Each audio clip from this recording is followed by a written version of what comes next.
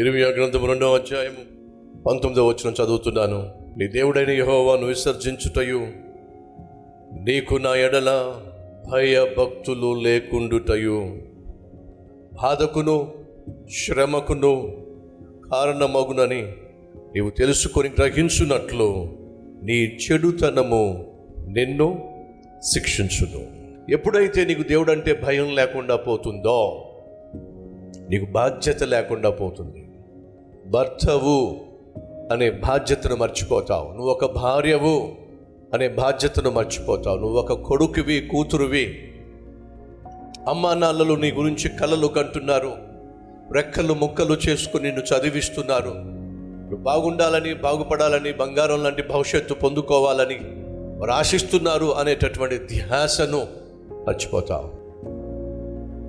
పాపము అనే మైకంలో పడి తాగిన వాడికి ఏ రీతిగా తన శరీరము తుల్లిపోతుందో అలాగే నువ్వు కూడా తుల్లిపోతూ ఉంటావు. కారణం భయం లేకపోవడం. ఒకవేళ నీకు దేవుని పట్ల భయము, భక్తి లేకపోతే ఏం జరుగుతుందో బైబిల్లో ఉంది. బాధకు, శ్రమకు, దేవుని శిక్షకు కారణమవుతుంది. ఈరోజు మనలో కొంతమంది తీవ్రమైన బాధలు గుండా వెళుతున్నారు, తీవ్రమైనటువంటి కష్టాలు గుండా వెళుతున్నారు, భయంకరమైనటువంటి రోగాలు గుండా వెళుతున్నారు, అప్పుల గుండా వెళుతున్నారు, అనేక ఆపదల గుండా, అవమానాల గుండా వెళుతున్నారు. దానికి ప్రధాన కారణం చెప్పమంటారా? భయం లేకుండా నువ్వు చేసిన పాపిష్టి పనుల వల్లే ఈరోజు భవిష్యత్తు లేకుండా పోయింది, భవిష్యత్తుకు భద్రత లేకుండా పోయింది. ఒప్పుకుంటే మంచిది. నువ్వు నిజమైన క్రైస్తవుడు అయినట్లయితే సహజంగా, సాధారణంగా నీలో కనిపించే మొదటి లక్షణము పశ్చాత్తాపపడేటటువంటి హృదయం. రెండవ లక్షణము ప్రత్యేకంగా జీవించేటటువంటి హృదయం. మూడవ లక్షణము పట్టుదల. దేనిలో పట్టుదల? దేవుణ్ణి ఆరాధించటంలో, వాక్యము ధ్యానించటంలో, ప్రభు బలలో పాల్పంచుకోవడంలో, అంతేకాకుండా ప్రార్థించటంలో ఎడతెగని పట్టుదల. ప్రభువు సన్నిధిలో కనిపించాలి. 6 100 100 6 పట్టుదల.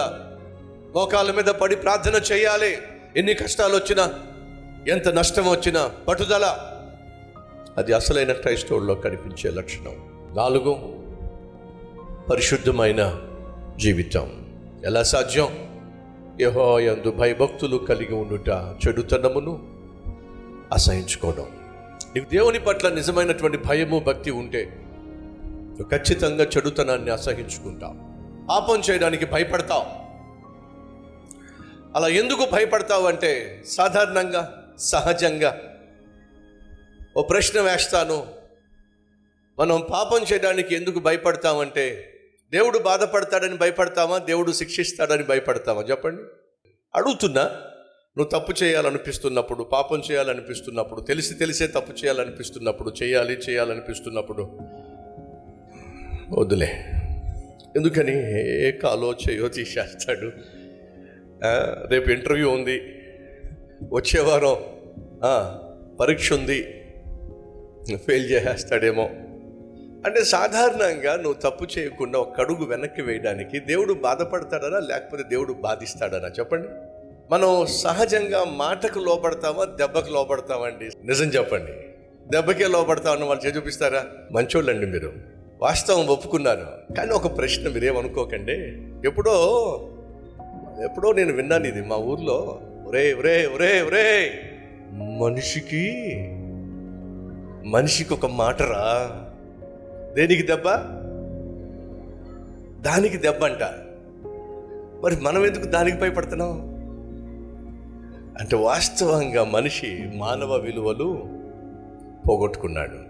దేవుడిని ప్రేమించే, దేవుని మాటకు లోబడే మనం మాట చెప్తే వినేవారిగా ఉండాలని దేవుడు ఆశపడ్డాడు. కానీ ఏమిటో, మనిషి మానవ విలువలు కోల్పోయాడు. కాబట్టి దేవుని మాటకు లోబడకుండా దేవుని దెబ్బకే లోబడే స్థాయికి చేరిపోయాం. ఆ ప్రాంతంలో అమ్మాయిలను ఏడిపించే పోకిరి వాళ్ళు బాగా పెరిగిపోయారు.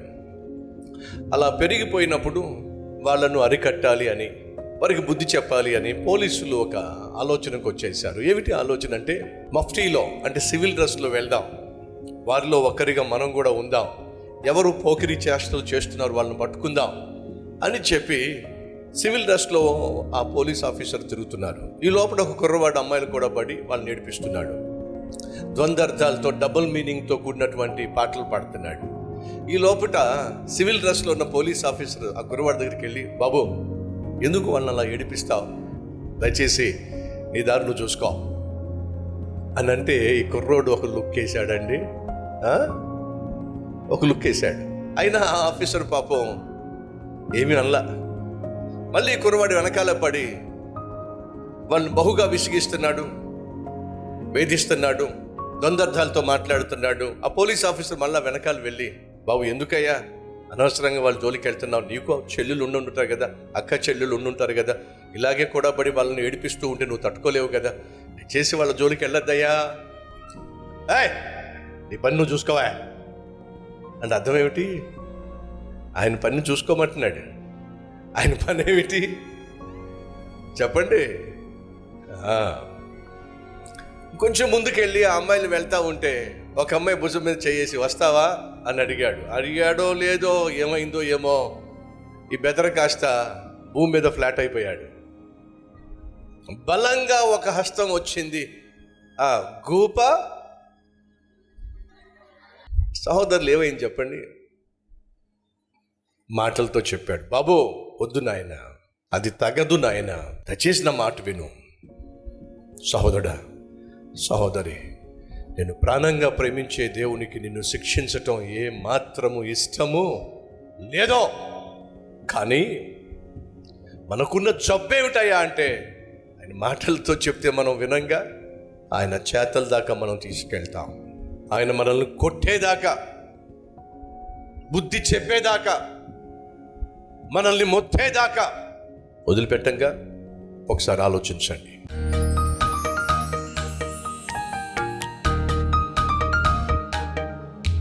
మహాపరిశుద్ధుడు అయిన ప్రేమ కలిగిన తండ్రి, బహుశక్తివంతమైన సందేశం ద్వారా ప్రతి ఒక్కరిని మీరు దర్శించి ప్రతి ఒక్కరితో మీరు మాట్లాడినందుకు వందనాలు, స్తుతులు, స్తోత్రాలు.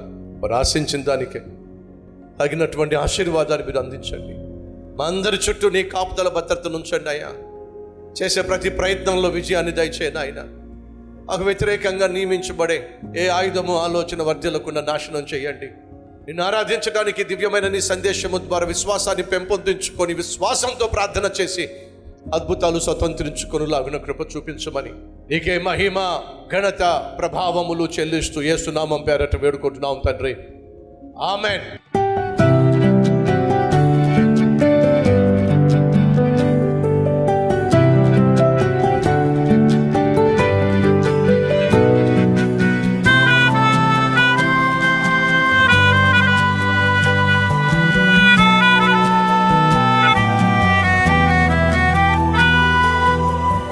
ఇది మొదలుకొని మీ జీవితంలో దేవుణ్ణి చూపించే అద్భుతమైన ఆత్మీయులుగా వర్ధిల్లాలని మనసారా ఆశిస్తున్నాను. ఈ క్లుప్త సందేశం మీకు ఆశీర్వాదకరంగా ఉన్నట్లయితే లైక్ చేయండి, అలాగే 10 మందికి షేర్ చేయండి. అంతేకాదు ఓ చక్కని కామెంట్ పెట్టండి, అది నేను చదువుతాను, దేవుని మహింపరుస్తాను. మళ్ళా కలుసుకుందాం. అంతవరకు సెలవు.